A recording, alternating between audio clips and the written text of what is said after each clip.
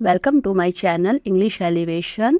आज हम यहाँ पर लेकर आए हैं 20 ईडियम्स, जिसके मैंने मीनिंग्स भी बताए हैं और इनको सेंटेंस में कैसे यूज करना है वो भी बताया है। तो आप इसे अच्छे से देखिए और अगर आपको कंटेंट पसंद आए तो इसे लाइक शेयर एंड सब्सक्राइब जरूर करें मेरे चैनल को। चलिए अब पहला हम ईडियम लेते हैं। यहाँ पर हमारा फर्स्ट ईडियम है ब्रेक अ लेग, जिसका मतलब होता है किसी को गुड लक विश करना। जब हम किसी को उसके काम करने से पहले कोई वो काम करने जा रहा है और हम उससे गुड लक विश करना चाहते हैं तो हम इस ईडियम को यूज़ कर सकते हैं ब्रेक अ लेग को, जिसका एग्जाम्पल मैं भी आपको बताती हूँ। For example, you might say it to a friend before their school play, यानी स्कूल प्ले से पहले आप अपने फ्रेंड को ऐसे बोल सकते हैं इडियोमेटिक वे में, break a leg in your school play today. तो इस तरह से आप उसे विश कर सकते हैं इस ईडियम के थ्रू। हमारा दूसरा एग्जाम्पल है अंडर द वेदर, जिसका मतलब होता है फीलिंग सिक और नॉट वेल, यानी जब तबीयत ठीक नहीं होती तब हम इस इडियम को यूज़ कर सकते हैं अंडर द वेदर। इसका एग्जाम्पल हम आगे देखते हैं अभी। जैसे ये example, I couldn't go to school today because I am feeling under the weather, मैं स्कूल इसलिए नहीं जा पाई क्योंकि आज मेरी तबीयत ठीक नहीं थी। थर्ड है हमारा रेनिंग कैट्स एंड डॉग्स, जिसका मतलब होता है हैवी रेन, जब बहुत ज़्यादा बारिश होती है तब हम वहाँ पे इस इडियम को यूज़ करते हैं, रेनिंग कैट्स एंड डॉग्स। अब इसका एग्जाम्पल हम आगे देखते हैं अभी।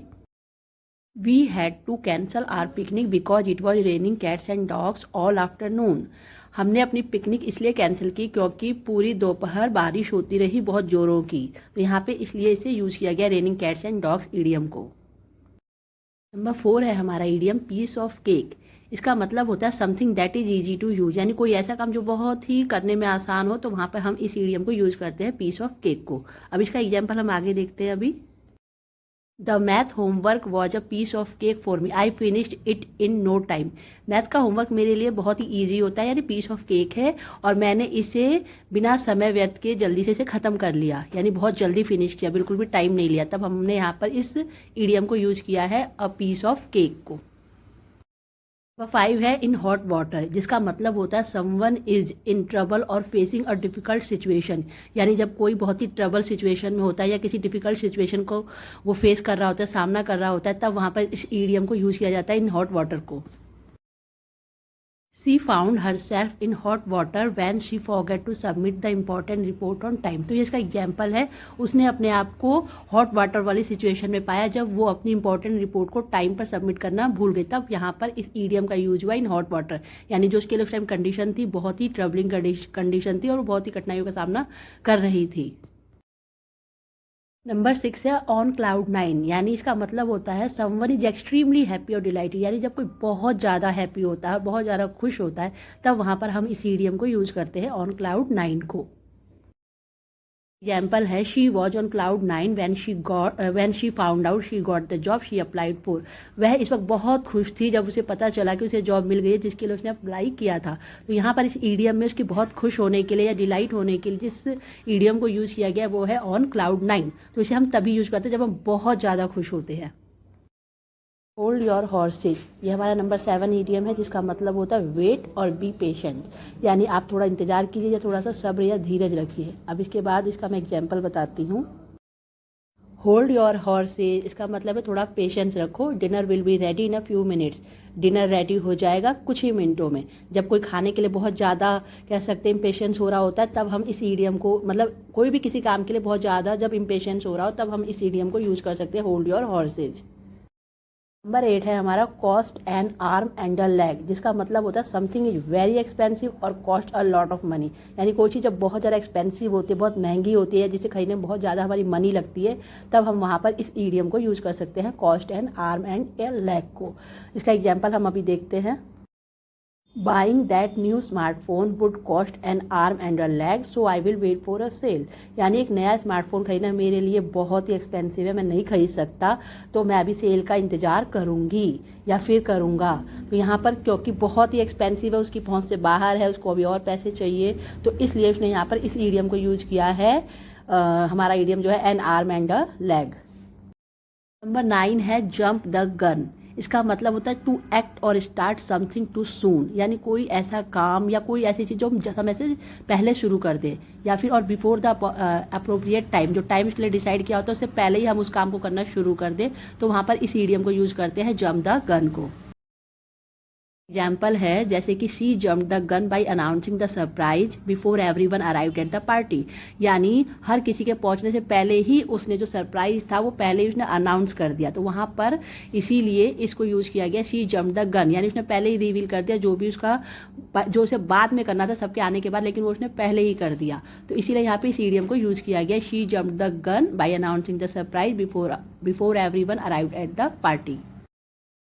नंबर 10 ईडियम है हमारा बाइट द बुलेट, जिसका मतलब होता है फेसिंग अ डिफिकल्ट, यानी बहुत ही मुश्किलों भरा कोई ऐसा अनप्लीजेंट सिचुएशन हो जिसे हम फेस कर रहे हों, वो भी किसके साथ, करेज एंड डिटर्मिनेशन के साथ। तो यहाँ पे इसका मीनिंग लिखा हुआ है फेसिंग अ डिफिकल्ट और unpleasant situation with courage and determination. जब ऐसी सिचुएशन का हम सामना करते हैं करेज एंड डिटर्मिनेशन के साथ, तो वहाँ पर इस ईडियम को यूज करते हैं बाइट द बुलेट, जिसका एग्जाम्पल हम अभी आगे देख रहे हैं। ये एग्जाम्पल है in order to succeed sometimes you have to bite the bullet and tackle the challenges head on. इसका मतलब है इस एग्जाम्पल का कि कभी कभी आपको सफलता पाने के लिए बहुत मेहनत करनी पड़ती है and tackle the challenges head on, और जो भी सामने आने वाली चुनौतियाँ होती हैं उनका भी सामना करना पड़ता है। और तो इसका यही मतलब होता है द बाइट द बुलेट, जैसे मैंने बताया था कि जो भी सिचुएशन होती है उसका बहुत ही बहादुरी से सामना करना, तब वहाँ पर हम इसे यूज करते हैं to bite the bullet idiom को। नंबर 11 है हिट द बुक्स, जिसका मतलब होता है टू स्टार्ट स्टडिंग, यानी स्टडी शुरू करना, या फिर to study with a focused and determined effort, यानी जो भी हम स्टडी करें उसे फोकस्ड होकर पढ़ाई करना, एकदम ध्यान लगा के पढ़ाई करना, और डिटर्मिन्ड एफर्ट यानी दृढ़ निश्चय के साथ अपने प्रयासों को करना, सही दिशा में प्रयास करना, तब वहाँ पर हम इस ईडियम को यूज करते हैं हिट द बुक्स को। नंबर 12 है अ पीस ऑफ द पाई। इस ईडियम का मतलब होता है गेटिंग अ शेयर, यानी कोई हिस्सा मिलना हमें किसी चीज में से, या फिर अ पोर्शन ऑफ समथिंग, यानी किसी चीज में से एक पोर्शन मिलना। Often referring to a share of success, profits और बेनिफिट्स। मोस्टली इसे तब ये रेफर करता है किसी सक्सेस में, किसी सफलता में, जब हमें कोई हिस्सेदारी मिलती है, प्रॉफिट्स मिलता है, यानी पैसों के रूप में मिले, मनी के रूप में मिले, या फेम के रूप में मिले, या कोई फायदा हो जिससे हमें, तब हम इस ईडियम को यूज करते हैं a piece of the pie, जिसका एग्जाम्पल हम अभी देखते हैं। Everyone in the team worked hard, यानी टीम में जितने भी लोग थे सबने बहुत मेहनत करी, वर्कड हार्ड किया, and they all got a piece of the pie in the form of a bonus. और सबको क्या मिला, बेनिफिट्स मिला, किसकी फॉर्म में, बोनस की फॉर्म में, उन्हें बोनस की फॉर्म में बेनिफिट्स मिले। तो यहाँ पे बेनिफिट्स के लिए जो वर्ड यूज किया गया, जो ईडियम यूज किया गया है, वो है हमारा अ पीस ऑफ द पाई, जिसका मतलब मैं पहले ही आपको समझा चुकी हूँ। अब हम अपना नेक्स्ट देखते हैं। नंबर 13 है टर्न अ ब्लाइंड आई। इस ईडियम का मतलब होता है चूजिंग टू इग्नोर और ओवरलुक समथिंग, यानी जब हम ये चूज करते हैं कि हमने इसे इग्नोर कर दिया है, या फिर किसी ऐसी चीज को ओवरलुक करना, यानी ऊपरी तौर पे देख लेना, ध्यान से ना देखना, अनदेखा जैसा कर देना। उसके बाद यूजुअली ये ज़्यादातर जो किया जाता है इंटेंशनली किया जाता है, जानबूझकर किया जाता है। Often to avoid dealing with the situation, किसी सिचुएशन से डील करने से अवॉइड करने के लिए, या फिर to pretend not to notice, कि जैसे हम ये दिखावा करते हैं कि हमने तुम्हें नोटिस किया ही नहीं है, तब वहां पे इस ईडियम को तब यूज करते हैं। जैसे एग्जाम्पल में दिखा रखा है, although he notice the error he chose to turn a blind eye and not report it to his supervisor. इस एग्जाम्पल में मैं इसे हिंदी में बता देती हूँ। यद्यपि उसने नोटिस कर लिया था एरर को, यानी गलती पकड़ ली थी, लेकिन he chose to turn a blind eye, लेकिन उसने चुप रहना ही सही समझा, एंड नॉट, इसको इग्नोर कर दिया उसने, एंड इसकी रिपोर्ट जो थी उसने अपने सुपरवाइजर को नहीं दी। तो वहां पर इस ईडियम को यूज किया गया है टर्न अ ब्लाइंड आई को। नंबर 14 है अ चिप ऑन योर शोल्डर, जिसका मतलब होता है होल्डिंग अ ग्रज और being angry about something. Grudge का मतलब होता है जब हम किसी की बात से नाराज हो जाते हैं, लेकिन उस बात को उसे जताते नहीं है कि हमें बहुत दुख हुआ है, और अपने इमोशंस को हम अंदर ही अंदर समेटे रहते हैं, और लगातार गुस्सा भी कई बार करते रहते हैं, लेकिन सामने वाले को पता नहीं चलता, तब हम इस ईडियम को यूज करते हैं a chip on your shoulder. इसका एग्जाम्पल ये है, he always has a chip on his shoulder about not being chosen as a team captain last year, यानी लास्ट ईयर जब उसे टीम कैप्टन नहीं चूज किया गया, नहीं चुना गया, तो वो ऑलवेज कैसा रहता है, हमेशा उस बात का उसे दुख रहता है, लेकिन वो किसी को बताता नहीं है, लेकिन हमेशा इस दुख की वजह से वो गुस्से में रहता है। तो इसलिए यहाँ पर इसे यूज किया गया chip on his shoulder idiom को। नंबर 15 है let the cat out of the bag, जिसका मतलब होता है टू रिवील अ सीक्रेट, यानी किसी सीक्रेट को रिवील कर देना, यानी बता देना सबको, या फिर और disclose something that was suppose to be kept confidential, जिसे कॉन्फिडेंशियल रखना था, किसी को नहीं बताना था, लेकिन फिर भी उसने सबको बता दिया, डिस्क्लोज कर दिया, तब वहां पर इस ईडियम को यूज करते हैं let the cat out of the bag. Example है यहाँ पर, he accidentally let the cat out of the bag and reveal the surprise party plan to the birthday girl. यानी बर्थडे गर्ल के लिए जो सरप्राइज पार्टी प्लान की गई थी उसने एक्सीडेंटली सबको बता दिया। मतलब उसे नहीं बताना था कि तुम्हारे लिए कोई पार्टी ऑर्गेनाइज की गई, लेकिन उसने उस बर्थडे गर्ल को ही बता दिया। तो यहाँ पर इसके लिए ये इडियम यूज हुआ है, let the cat out of the bag, यानी सीक्रेट को उसने रिवील कर दिया। नंबर 16 है बेंड ओवर बैकवर्ड, जिसका मतलब होता है a great effort to do something, यानी किसी चीज़ को करने के लिए बहुत ज़्यादा एफर्ट लगाना, बहुत ज़्यादा अपने प्रयास लगाना, तब वहाँ पर हम इस इडियम को यूज़ करते हैं, बेंड ओवर बैकवर्ड।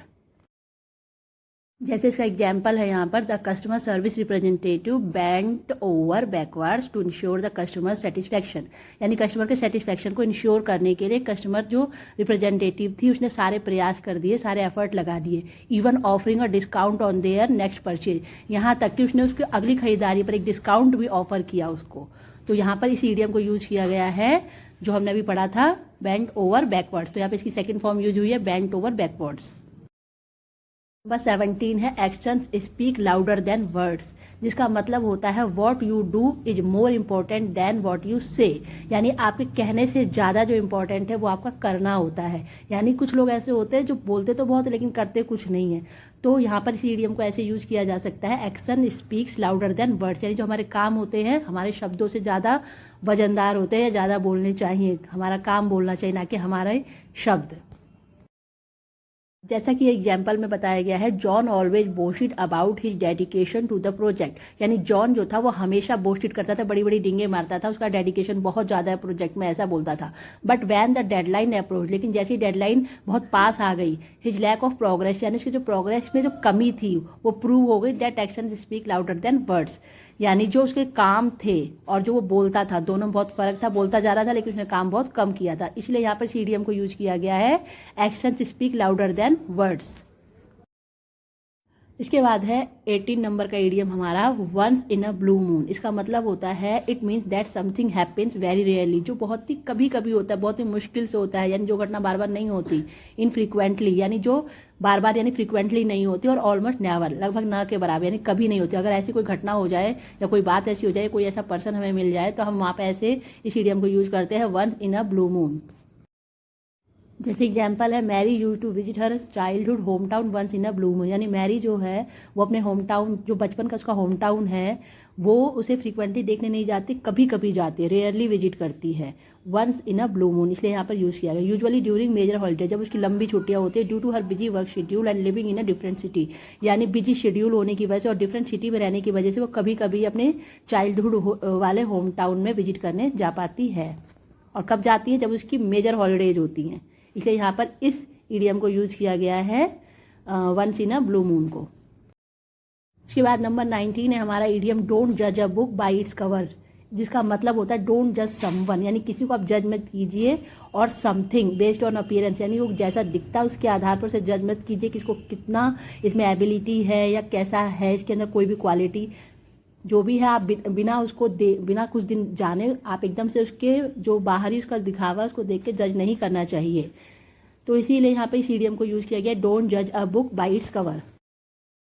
जैसे इसका एग्जाम्पल यहाँ दिखाया गया है, although the old building appeared run down, यानी जो वो ओल्ड बिल्डिंग थी बाहर से कैसी दिखाई दे रही थी, फ्रॉम द आउटसाइड बहुत ही पुरानी सी दिखाई दे रही थी। वंस आई स्टेप्ड इनसाइड, जैसे ही मैं अंदर की तरफ मैंने कदम रखे, अपनी स्टेप का मतलब अंदर की तरफ कदम रखना, बाहर से जब अंदर की तरफ रखते तो वहाँ पे स्टेप्ड को यूज़ करते हैं। आई रियलाइज, मैंने ये फील किया, it was a charming and cozy cafe, ये बहुत ही आकर्षक और cozy cafe, it's perfect example of don't जज a book by its cover, यह एक परफेक्ट एग्जाम्पल है डोंट जज a book by its cover का, यानी बाहर से देखकर किसी चीज़ का आप अंदाजा मत लगाइए जब तक आप उसे अच्छी तरह जान नहीं जाते।